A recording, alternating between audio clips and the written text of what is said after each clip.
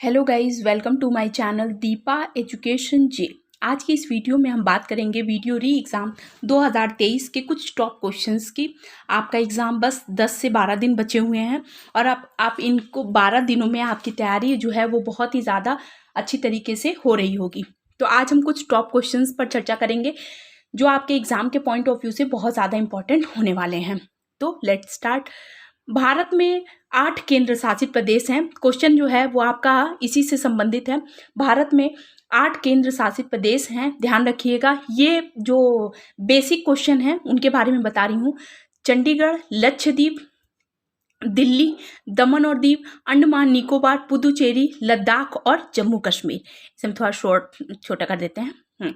तो भारत में कितने से केंद्र शासित प्रदेश हैं? 8 केंद्र शासित प्रदेश हैं और 28 राज्य हैं। ठीक, अब आपसे बेसिक क्वेश्चन है, इन राज्यों की राजधानी भी पूछ सकता है और ये कब 8 बने ये भी पूछ सकता है। तो जम्मू कश्मीर और लद्दाख की बात करें तो जो है ये 31 अक्टूबर 2019 को धारा 370 जम्मू कश्मीर से हटाई गई और 2 नए यूटी सामने आए।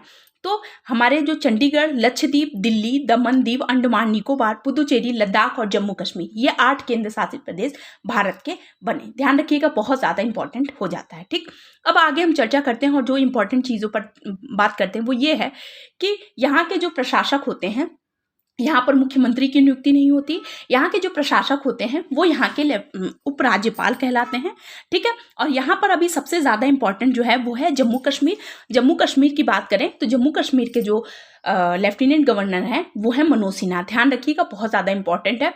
ठीक, आगे क्वेश्चन चर्चा कर लेते हैं कि जो 8 केंद्र शासित प्रदेश हैं उनमें से 4 केंद्र शासित प्रदेश जो हैं वो समुद्र तट से लगे हुए हैं। ये भी बहुत इंपॉर्टेंट है। देखिए, क्वेश्चन थोड़ा सा ट्विस्ट करता है एग्जाम में। तो अब समुद्र तट से जो लगे हुए 4 यूटी हैं वो हैं आपके लक्षद्वीप, पुदुचेरी, अंडमान निकोबार। और देखिए यहाँ पर लक्षद्वीप 2 बार वो हो गया है, रिपीट हो गया है। अंडमान निकोबार, लक्षद्वीप, पुदुचेरी, यहाँ पे देखिए। और एक और जो आपका यूटी है वो है आपका दमनदीप। यहाँ दमनदीप मिस हो गया है, दमनदीप। यहाँ पर आप लक्षद्वीप की जगह यहाँ लिख दीजिए दमनदीप। तो आपको पता है कि ये चारों यानी लक्षद्वीप, पुदुचेरी, अंडमान निकोबार और दमनदीप जो हैं आपके 4 केंद्र शासित प्रदेश ऐसे हैं जो समुद्र तट से लगे हुए हैं। ठीक है, ध्यान रखिएगा, बहुत ज़्यादा इंपॉर्टेंट हो जाते हैं। राज्य की बात नहीं हो रही है, केंद्र शासित प्रदेशों की बात हो रही है। तो आपसे क्वेश्चन सीधे सीधे ये भी पूछ सकता है कि कितने केंद्र शासित प्रदेश समुद्र तट से लगे हुए हैं? तो 4 हैं, लक्षद्वीप, पुदुचेरी, अंडमान निकोबार, दमनदीव। ठीक, आगे क्वेश्चन पर चर्चा कर लेते हैं। पाटलिपुत्र में स्थित चंद्रगुप्त का महल किस का बना हुआ था? तो लकड़ी का बना था पाटलिपुत्र में स्थित चंद्रगुप्त का महल। तो देखिए, चंद्रगुप्त मौर्य की बात करें, ध्यान रखिएगा, बहुत ज़्यादा इंपॉर्टेंट है। ये मौर्य वंश का था और बहुत ही अगर बात करें तो नंद वंश का समाप्त करके इसने मौर्य वंश की स्थापना की थी और इसका जो महल बना हुआ था वो लकड़ी का था। ठीक, पावापुरी किस गढ़ राज्य की राजधानी थी? तो मल्ल की राजधानी थी पावापुरी। देखिए, 16 महाजनपद की अगर बात करें तो 16 महाजनपद का जो वर्णन है वो अंगुत्तर निकाय भगवती सूत्र में मिलता है। 2 चीज़ें बहुत इंपॉर्टेंट है यहाँ पर। आप इसमें से अगर मल्लों की राजधानी की बात करें तो पावापुरी जो थी वो मल्ल की राजधानी थी। ध्यान रखिएगा, बहुत ज़्यादा इंपॉर्टेंट है। 16 महाजनपद का वर्णन आपका भगवती सूत्र और शिल्पाधिकारम, तमिल ग्रंथ शिल्पाधिकारम भगवती सूत्र में मिलता है। ध्यान रखिएगा, बहुत ज़्यादा इंपॉर्टेंट हो जाता है। ठीक, सर्वप्रथम मगध के किस शासक ने गिरिब्रज राजगृह के अतिरिक्त वैशाली को भी अपनी राजधानी बनाया था? तो ध्यान रखिएगा, शिशुनाग जो था वो नाग वंश का था और इसने जो है शिशुनाग वंश का था और इसने अपने नाम से ही अपने वंश की स्थापना की थी, यानी शिशुनाग वंश का था। और इसने ही राजगृह के मगध की प्रारंभिक राजधानी जो थी वो गिरिब्रज थी और इसने वैशाली को भी इसके अतिरिक्त अपनी राजधानी बनाया था। बहुत बहुत ज़्यादा इंपॉर्टेंट है। देखिए, इतिहास के ये ऐसे प्रश्न आपकी परीक्षा में पूछे जाते हैं।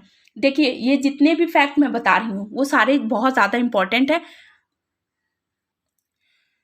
बहुत ज़्यादा इंपॉर्टेंट होते हैं। ठीक, तो अगर आपको ये सेशन पसंद आ रहा हो, मेरी मेहनत पसंद आ रही हो, कंटेंट पसंद आ रहा हो तो प्लीज़ चैनल को लाइक कीजिए, सब्सक्राइब कीजिए, शेयर कीजिए।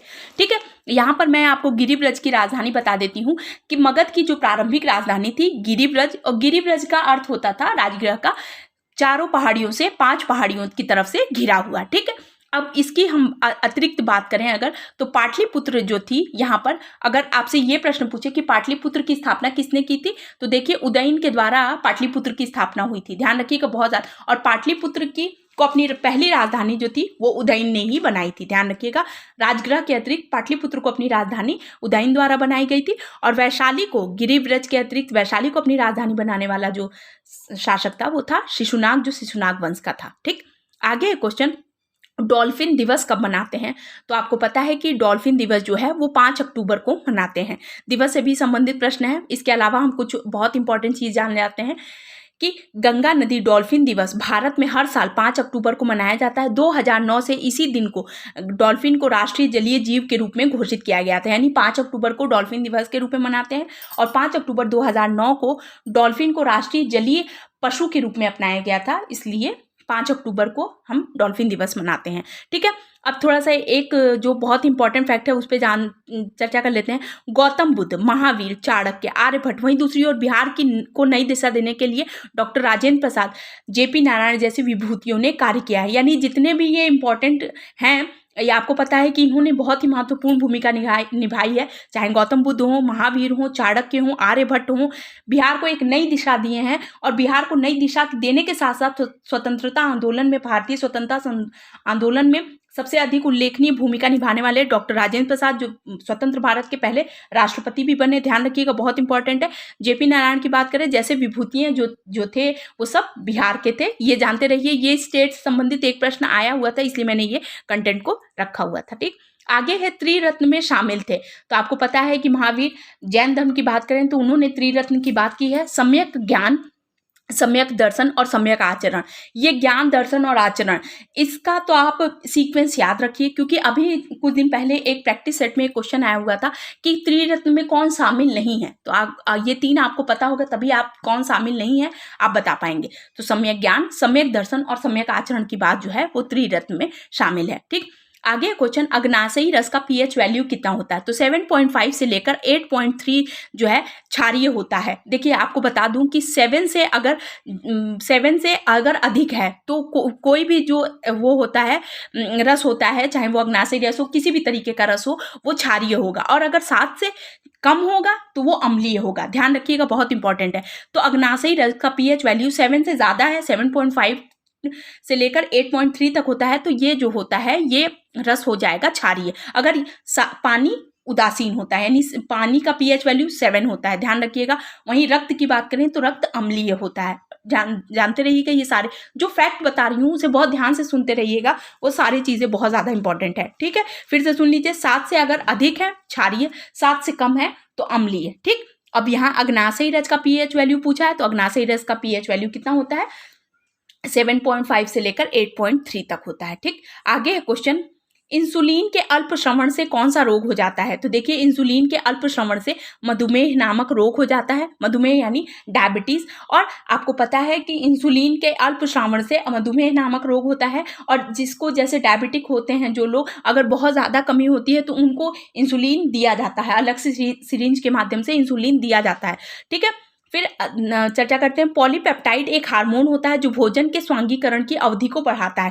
क्वेश्चन सीधे सीधे ये आपसे पूछा गया हुआ है एमटीएस में कि कौन सा हार्मोन है जो भोजन के स्वांगीकरण की अवधि को बढ़ाता है? तो पॉलीपेप्टाइड हार्मोन है जो भोजन के स्वांगीकरण की अवधि को बढ़ाता है। ठीक, रक्त परिसंचरण की खोज किसने की थी? 1628 में विलियम हार्वे ने रक्त परिसंचरण तंत्र की खोज की थी। ध्यान रखिएगा, ये भी बहुत ज्यादा इंपॉर्टेंट है। 1628 में विलियम हार्वे ने रक्त परिसंचरण तंत्र की खोज की थी। ठीक, भारत सरकार ने 1983 में राष्ट्रीय जल संसाधन परिषद का गठन किया था। ये भी एमटीएस में आया हुआ, बहुत इंपॉर्टेंट ये क्वेश्चन अगर हम बात करें तो वेरी वेरी इंपॉर्टेंट लगाइए, क्योंकि आपसे पूछ सकता है राष्ट्रीय जल संसाधन परिषद का गठन कब किया गया है? तो 1983 में किया गया है राष्ट्रीय जल संसाधन परिषद का गठन। वहीं पर अगर हम आपसे बात करेंगे तो देखिए, जल संसाधन परिषद क्यों ज़्यादा महत्वपूर्ण होता है? क्योंकि केंद्र सरकार के द्वारा अभी हाल ही में जल परियोजनाएं, बहुत सी योजनाएं संबंधित हैं जल से। तो ध्यान रखिएगा, जल संसाधन परिषद का गठन 1983 में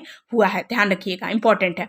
आगे क्वेश्चन है, जोजिला दर्रे का निर्माण किस नदी के द्वारा होता है? यहाँ पर मैंने पूरा लिख दिया हुआ है। जोजिला दर्रे का निर्माण सिंधु नदी द्वारा, शिपकिला दर्रे का निर्माण सतलज नदी द्वारा, जैलेपला दर्रे का निर्माण तीस्ता नदी के द्वारा होता है। ठीक है, जोजिला दर्रा ये भी जम्मू कश्मीर में, शिपकिला दर्रा हिमाचल प्रदेश और जैलेपला जो है वो सिक्किम वाले क्षेत्र में आती है, जो तीस्ता नदी के द्वारा बनती है। ध्यान रखिएगा, बहुत ज़्यादा इंपॉर्टेंट है। यहीं पर अगर हम जम्मू कश्मीर की बात करते हैं तो अटल टनल है, जो भारत का सबसे बड़ा टनल है। ठीक है, अटल टनल रोहतांग दर्रे के पास है। ये लेह टू, ये आपका मनाली टू लेह जाता है, यानी हिमाचल प्रदेश को लेह लद्दाख से जोड़ता है। ध्यान रखिएगा, इंपॉर्टेंट है। ठीक, फिर आगे क्वेश्चन देख लेते हैं। भारत को म्यांमार, माने भारत और म्यांमार को जो जोड़ने वाला दर्रा है वो है तुजू दर्रा, जो मणिपुर में है। भारत को म्यांमार से जोड़ने वाला, अभी म्यांमार के साथ भी भारत का एक ऑपरेशन चला है जिसको ऑपरेशन कावेरी के नाम से, ध्यान रखिएगा, म्यांमार के साथ अगर बात हो रही है तो ऑपरेशन कावेरी, ध्यान रखिएगा, बहुत ज़्यादा इंपॉर्टेंट हो जाता है।